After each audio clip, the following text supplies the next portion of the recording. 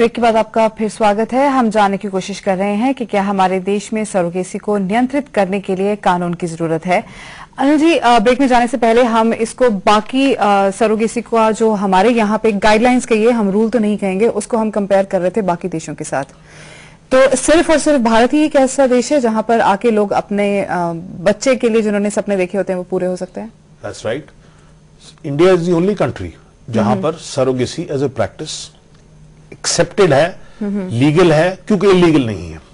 हमने Japanese case देखा, baby मंजी अमदा का, जी, naturally contributed sperm and egg, पर जब बच्चे का बर्थ हुआ पेरेंट्स का डाइवोर्स हो चुका था, फादर को बच्चा मिल नहीं सकता था, ग्रैंडमदर आई, पहले हाईकोर्ट गई, महाबात नहीं बनी, फिर सुप्रीम कोर्ट से अल्टीमेटली रेजोल्यूशन निकला। उसके बाद जॉन बलाज जर्मन केस, जी, उसमें पेरेंट्स ने हाईकोर्ट में रिट की, हाईकोर्ट ने कहा सरोगेट मदर के नाम का पासपोर्ट इशू किया जाए। Government of India went in appeal to supreme court and said sperm and egg is of foreign parent, they cannot be given, she cannot be given, the baby cannot be given Indian passport, so the matter had to be resolved against Supreme Court had to intervene. Then we found two cases of couples, gay couples from Israel. Then we had a Spanish gay couple.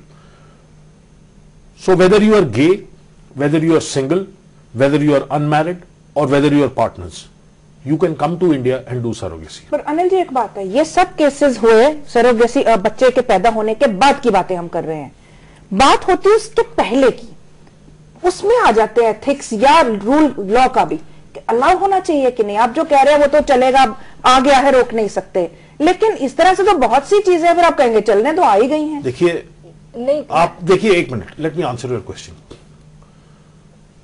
आप ethicist view ले आइए, moralist view ले आइए। मैं इस चीज में 2-3 बारी सेमिनार्स किए हैं, डिस्कशंस किए हैं, एम्बेसीज को हेल्प किया पॉलिसी बनाने में। आप इसको रोक नहीं सकोगे, नहीं, लीगली भी नहीं रोक पाएंगे। ऑफ कोर्स बहुत लॉ जो नहीं माने जाते। आप मेरी बात देखिए, आज की तारीख में transplantation of human organs act 1994 already है, मगर रोकता कोई नहीं है इसको। पर एक डर तो है लॉ का। अब डर है, पर आप ये भी तो देखिए कि सुप्रीम कोर्ट 2 बार ये मैटर जा चुका है, कोई रोक नहीं लगी है, सरकार ने कोई रोक नहीं लगाई है। टू दी कॉन्ट्ररी, जो 2008 में बिल लैप्स हो गया था वो 2010 में बिल वापस आ गया है। क्यों?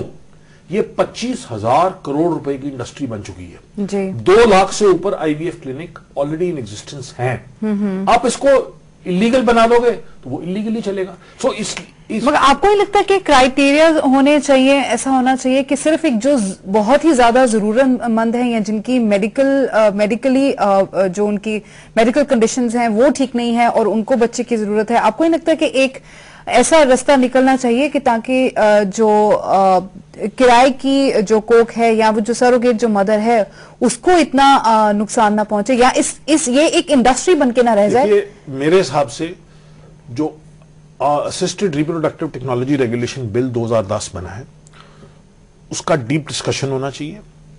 मेडिकल लॉबीज के अलावा लीगल इनपुट्स आने चाहिए, सोशल इनपुट्स आने चाहिए, और उस बिल में ये सारी कमियां पेशियां दूर की जानी चाहिए। क्योंकि देखिए, अगर आप सिंगल हैं या आप गे कपल हैं तो आप अडॉप्ट कर सकते हैं, आप अपने ही बच्चे के लिए आपने अडॉप्शन का सवाल उठाया।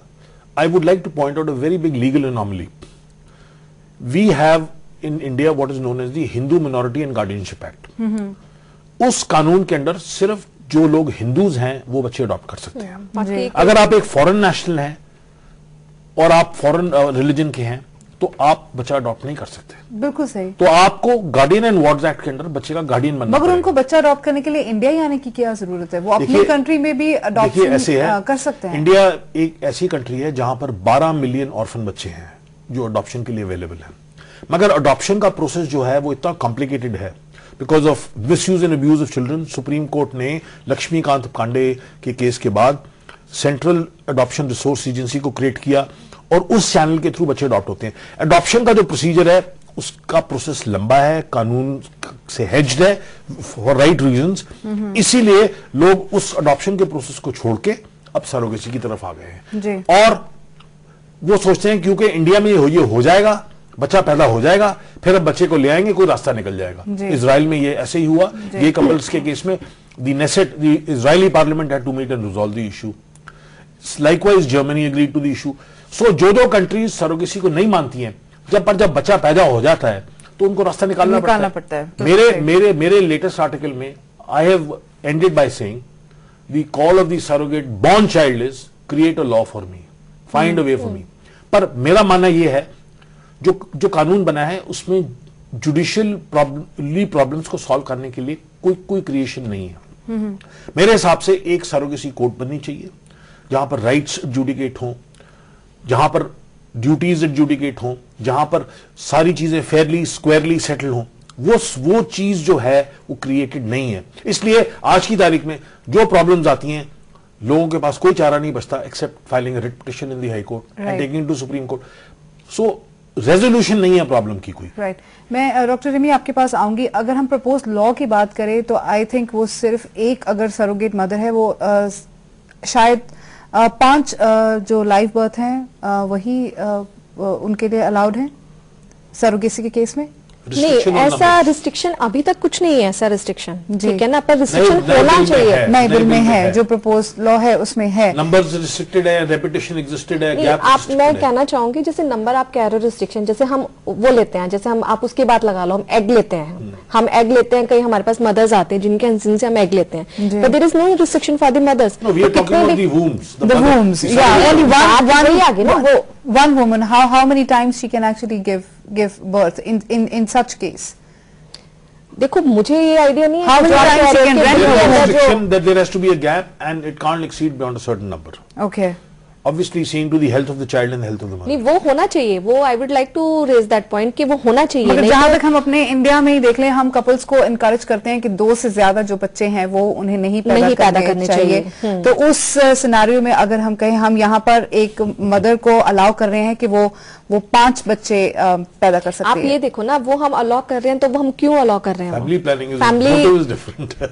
And that is different. Then the health of the woman is also important. और वो जी खुद बोला है, प्रॉब्लम तो यही है कि अगर आप ऑल्ट्रिस्टिकली पहली बात कर रहे हैं तो कुछ समझ आता है, हालांकि from a certain point of view the point आपने जो उठाया कि वो तो अडॉप्ट भी कर सकते हैं, लेकिन वहां पे शायद डॉक्टर सिंगला बताएंगी कि लोग चाहते हैं बायोलॉजिकली, मतलब वो जेनेटिक उसमें होना चाहिए हमारा पेरेंट्स, मतलब कि हमारा स्पर्म होना चाहिए और हमारा ही होना चाहिए, हमारा खून होना चाहिए, जेनेटिक ट्रेट्स हमारे होने चाहिए। जी, but I have one more perspective on this.